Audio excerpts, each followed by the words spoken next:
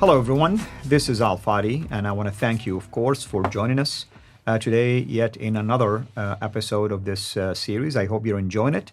You can see that the main theme so far is that we're putting the spotlight on the history of Islam, early history of Islam, standard Islamic narrative, its sources, its dating, and the list can go on and on and on. What are we trying to prove? We're trying to show that everything we know about Islam, if we were to rely on these sources, comes at a later time. There is a big gap between the life of the man, Muhammad, and the history of Islam and everything that has to do with his own sayings, his revelations, and so on and so forth. This is why it is extremely important for those of you, especially our Muslim friends, to please don't attack us. Just go and investigate the data that we are presenting to you. Ask yourself this question: Would you, hypothetically speaking, follow a religion?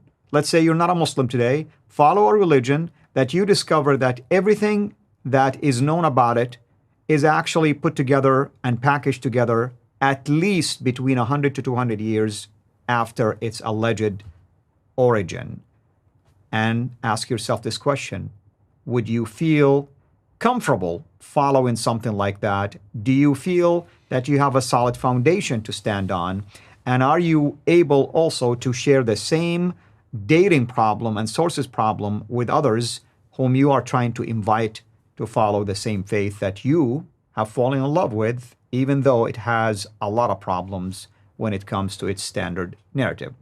Where today we are going to continue with this discussion, technically speaking, but we called this episode the absence of evidence for a reason. And with me here to unpack that is our dear brother, Dr. Jay Smith. Dr. Jay, welcome back.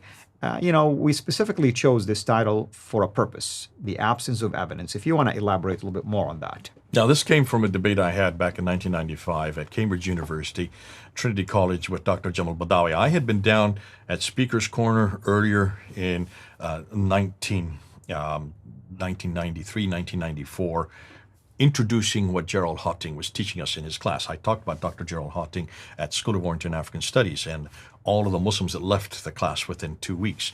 I was excited by this fact because it showed me that this was a real problem for the Muslim students. These were Muslim students. These were academic students. These were quite intelligent, quite intellectual, and they were all slamming the door as they left because they were having a crisis of faith. Every one of them was going through a crisis of faith, looking at these really simple references, such as the fact that there was no Qibla that was facing Mecca as early until around, in this case, we now know 727. Muhammad died in 632. The Qiblas don't begin to face Mecca for over almost 100 years later. And all the Qiblas, and I didn't even know this in 1995 because we didn't know this, that Gibson hadn't done his research yet, or he hadn't published his research yet. We were going what Dr. Patricia Corona had found, and she noticed that they were all pointing further north, but she didn't know where. Most scholars in 1995, when I was taking this course, believed it was Jerusalem at that time.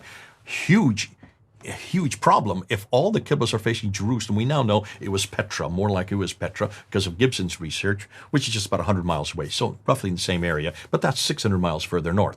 If all the Qiblas for all the mosques up until 706, every one of them are uniquely facing this position over 106 or 600 miles further north, that is a huge problem. And I remember bringing this up into this debate, and Jamal Badawi turned to me and says, "Mr. Smith, the absence of evidence doesn't prove the evidence of absence." And I was kind of caught flat-footed at that time. That's true. I just did have, I said, it's screaming for evidence, though. The fact that there's absence, they're screaming for evidence because this is only 1,400 years ago. We're not talking about 2,000 or 3,400 years with Moses. We're not talking about thousands of years ago. We're just talking about 1,400 years ago.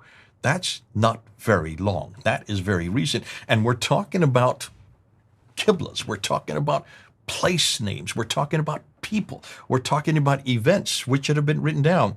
At that time, we even introduced Mecca because we said, what about the city Mecca? Patricia Crone had found, and by that time, she did her book in 1987, Meccan Trade and the Rise of Islam. She had written it, and she had gotten death threats because of writing that book. And all she did was ask this very simple question. there's an absence of any trade route going through a place called Mecca. That was hugely significant. Which is a logical question to ask. It's a logical question to ask. And so I was saying, okay, so I don't have the evidence, neither do you. You don't have the evidence either.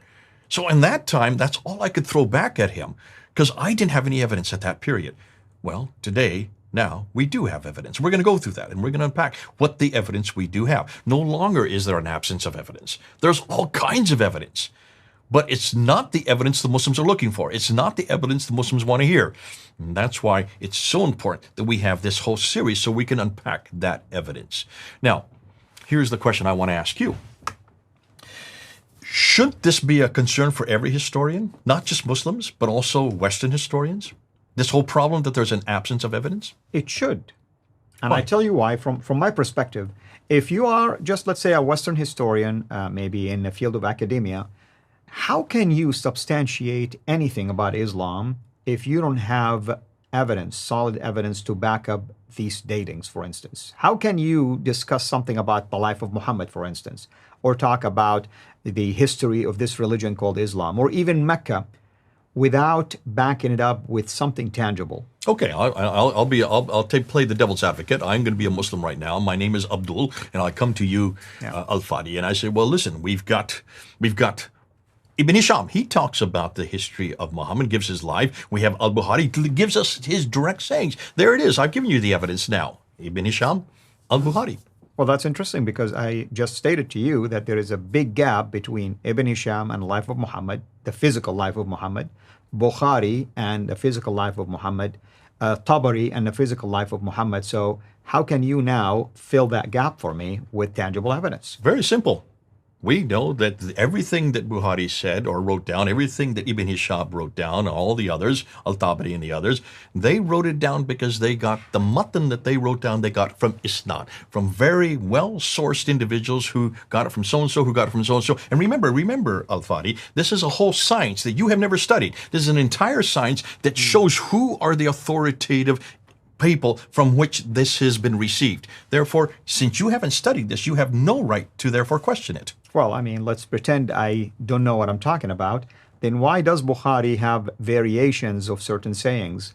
Why do we have different readings of the Quran if everything is really solid when it comes to this isnad? So forget about the Quran right now. I'm talking about the biography and the sayings of Muhammad. That's pretty simple, because you have different eyewitnesses. You have different witnesses who saw Muhammad do one thing in one day, another thing in another day, and that's just different. You So have the same we're thing with relying on Matthew, memory. Mark, Luke, and John. You've got the same thing. Now, your Matthew, Mark, Luke, and John were not written by eyewitnesses either. They were all put together in the 4th century. Therefore, you are dependent also on the same idea of isnad. It's just you don't admit it. We actually admit it. We're transparent on this. That's not true, because prove to me that everything we know about the New Testament is based on later dating, 400 years later. We know that this was all put together by Constantine. Remember at the Council of Nicaea, Right, where we have they had that evidence to table, they put contradict all this. these books on it, and they shook the table, and what was left is the New Testament. I know that, yeah, absolutely. But we have evidence from historians who are not even Christians that prove certain events, certain dates,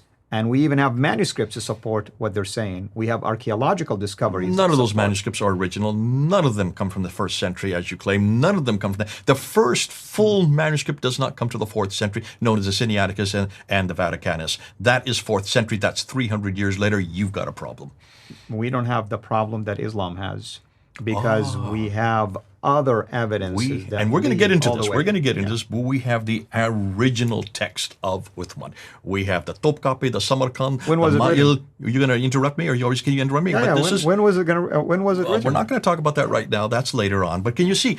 But let's get back to this isnad. The fact that these people at this time period, they knew exactly what they were saying. You could trust them because they weren't lying. This is a whole history of Islam, a whole genre of Islam that you don't know what you're talking about. And that's why we can trust it. I can trust it. Why can't you trust it? I tell you why I won't trust it, because if you study the ilm al-rijal, or the science of men, the chain of narration, you discover that sometimes they are isolated, singled out as liars, for instance.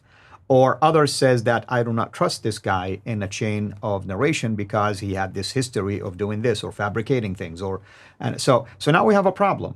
And here's the We call that important. taif and we throw that to a side. We don't call Bukhari or Sahih Muslim Taif, they are Sahih. Therefore, we trust them. Therefore, I would tell you to go to Bukhari and Sahih And Muslim. why would Bukhari collect 660,000 hadith, throw most of them out, settle with 7,000 that has replication in there or duplicates? Proof in the pudding. He threw out that which was Taif. That How which did he was know?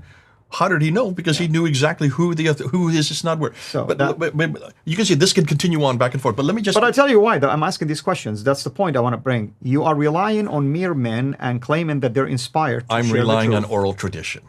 which is inspiration, right? No, obviously these are not inspired, and this is a huge point. And what you're bringing up, you've just hammered me, and I can see I cannot. You can see if anybody watching this knows who's winning this debate. You're winning this debate hands down, because every not just Islam, we demand this of every religion or any historical reference point. Anybody that makes a historical claim.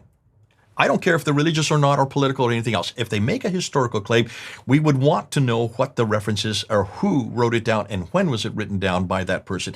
And we would demand that there be eyewitness account. We do not trust oral tradition for one very good reason. You've been into these birthday parties where you tell a child this thing, and they tell to the next child, next child, next child. By the time 15 children later, what the 15th child said and the first child said are two different things. That's right. We call it Chinese whispers or telephone, whatever one you want to use it. And if that can happen in a period of 15 minutes, how it changes, can you imagine what happens over 200 to 300 years? Absolutely. 200 to 300 years of oral tradition based on somebody that you highly respect and somebody you want to give authority to. I do not trust that type of oral tradition. And that's why we're asking this question. Now, speaking to Muslims now, and I want to talk to you Muslims. Wouldn't you Muslims want to know what exactly happened in the 7th century? Wouldn't you really want to go back to the time Muhammad lived, to the place Muhammad lived? Wouldn't you really like to go back there? Because we're going to show you in the next episode where these people who you trust as the authority for everything you know Muhammad did and said, we're going to show you where they lived. We're going to show you exactly who they were, who Bukhari was, where he lived, where Al-Tabari lived, where Ibn Hisham lived. You need to know this because you haven't been told this, and you're going to see this is going to be highly disturbing. With that in mind, and thank you, of course, for this mock debate that we did, and it's necessary, really, for people to hear Now, I got hammered both on this sides one, of the I'm afraid. arguments. Speaking of the chain of narration, what is the next episode that ties to this? We're going to actually ask and see where these people lived. We want to find out this authority, all these authorities that Muslims have blindly given their allegiance to. Right. Should they be giving their allegiance to these people if they didn't even live in the same place Muhammad lived? Which I did for most of my life. I gave allegiance to them and even credence to these sources. Hopefully everyone who's watching this is enjoying this series. Hopefully it's been beneficial to you. But come back again, because next time we'll even continue to unpack this about these sources. Until then, have a blessed day. Thank you for watching this video. Be sure to like and subscribe to our channel, Sira International, and click on the bell so that you receive notifications whenever we publish a new video or go live. I would also like to appeal to you to consider becoming a Patreon patron by clicking the link right below. By doing so, you can give towards the production of these videos. There are also other options for you where you can give to our channel. I thank you from the bottom of my heart.